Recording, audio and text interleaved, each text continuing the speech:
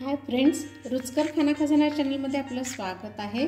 मी आज तुम्हाला मटार करंजी मी कशी करते ते शेअर करणार आहे। त्यासाठी आपण करंजीला जसं कणिक मळून घेतो मीन्स मैदा तसं मी हे मळून घेतलेलं आहे।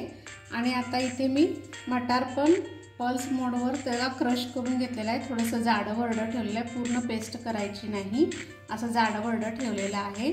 चला तर आता आपण पुढची प्रोसेस करूया। आणि ही कणिक मी जी आहे ती अर्धा तास भिजवून त्याला रेस्ट दिलेली आहे। आता पुढची प्रोसेस करूया। इथे मी पॅन मध्ये मोठा चमचाभर तेल घेतलेलं आहे। आता तेल ऑलरेडी गरम झालेलं आहे। इथे मी आता अर्धा चमचाभर जिरे घालते। त्यानंतर इथे मी ही मटार घालते जी क्रश करून घेतली आपण। व्यवस्थित ते तेलावर फ्राय करून घ्यायचं आहे। त्याचं मॉइश्चर कमी झालं पाहिजे, अशा पद्धतीने आपल्याला ते परतून घ्यायचं आहे व्यवस्थित। आता याच ठिकाणी मी आता कोथिंबीर पण बारीक चिरलेली घालते, म्हणजे त्याचा पण मॉइश्चर काय असेल पाण्याचा अंश तोही निघून जाईल आणि परतल्यानंतर कोथिंबीरचा स्वादही छान येतो याच्यामध्ये।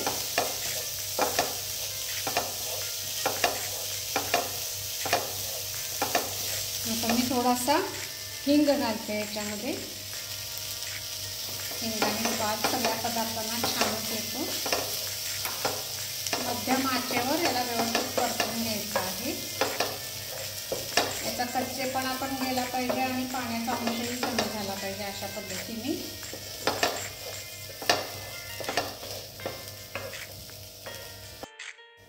आता याच्यामध्ये मी आलं, मिरची आणि लसूण याची पेस्ट करून घेतलेली आहे, ती 1-2 चमचेभर टाकते।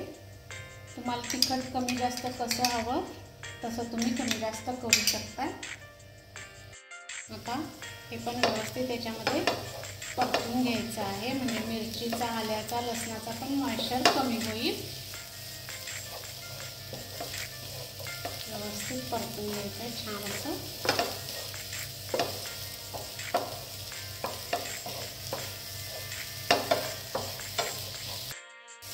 आता हे व्यवस्थित बऱ्यापैकी सगळं परतलं गेलेलं आहे। आता मी गॅस थोडा बारीक करते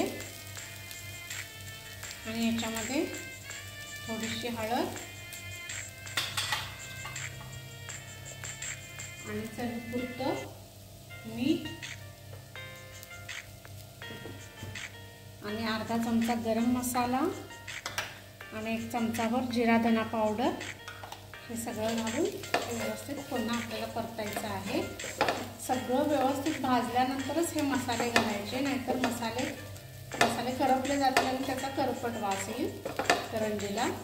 तो सगळं व्यवस्थित भाजून घ्यावं। हे पहा अगदी मोकळं झालेलं आहे, हे व्यवस्थित भाजलं गेलेलं आहे।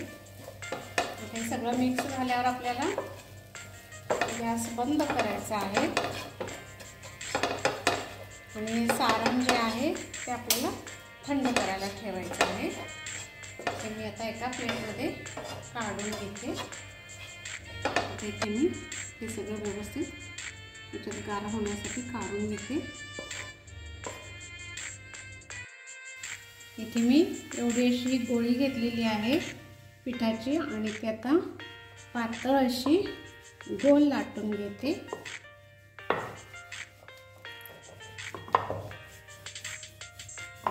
अशा पद्धतीने मी ही पातळ अशी पाती लाटून घेतलेली आहे।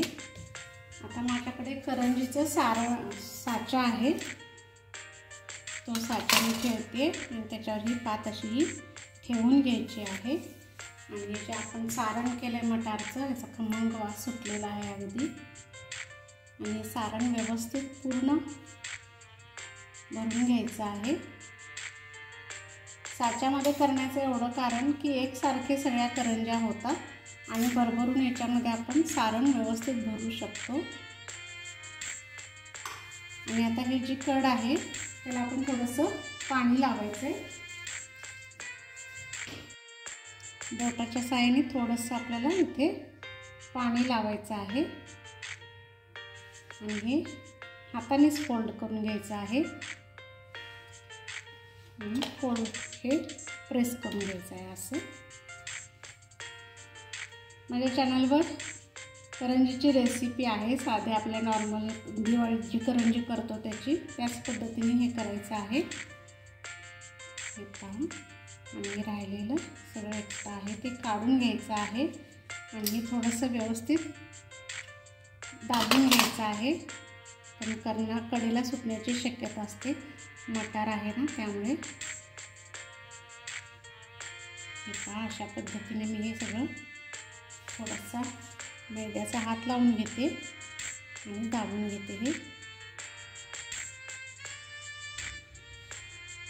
हे पहा, अशा पद्धतीने हे सगळं व्यवस्थित प्रेस करून घ्यायचे आणि अशा पद्धतीने मी आधी सगळं हे तयार करून घेते, मग आपण तळायला घेऊया. अशा पद्धतीने हे मी करंज्या तयार करून घेतलेल्या आहेत आणि आता आपण तळायला घेऊया. आता इथे कढईमध्ये मी तेल ठेवलेलं आहे, तेल ऑलरेडी गरम झालेलं आहे आणि हे मीडियम आचेवर आपल्याला व्यवस्थित असे खरपूस तळून घ्यायचे आहे. आता इथे मी 3 सोडते याच्यामध्ये आणि मध्यम आचेवर आपल्याला हे व्यवस्थित तळून घ्यायचे आहे. आता तेल गरम झालेलं आहे त्यामुळे लगेचच हळूवार पण नाही तर तेल अंगावर उडवायची भीती.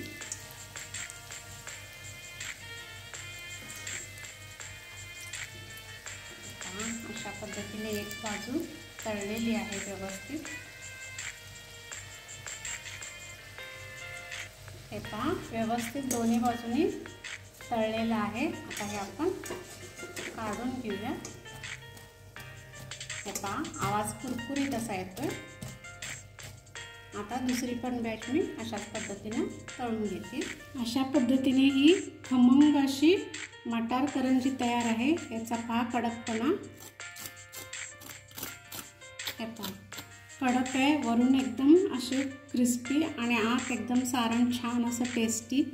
अशी ही पद्धत माझी आहे आणि ही जर माझी पद्धत आवडली असेल, रेसिपी आवडली असेल तर माझ्या चॅनलला सबस्क्राईब करा, लाईक करा, शेअर करा, कमेंट करा, बेल आयकॉन जरूर प्रेस करा. थँक्यू.